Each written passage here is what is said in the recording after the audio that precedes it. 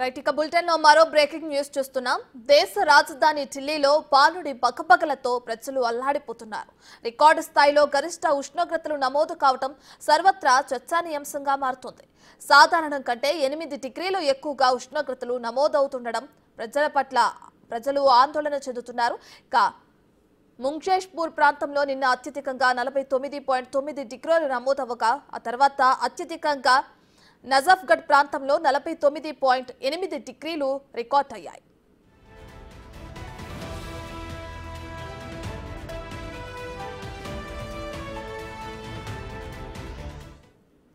మరో 10 రోజుల పాటు ఢిల్లీలో ఎండల తీవ్రత కొనసాగుతుందని అంటున్నారు. అలాగే వేడి గాలులు వీచే అవకాశం కూడా ఉందని వాతావరణ శాఖ అధికారులు చెబుతున్నారు.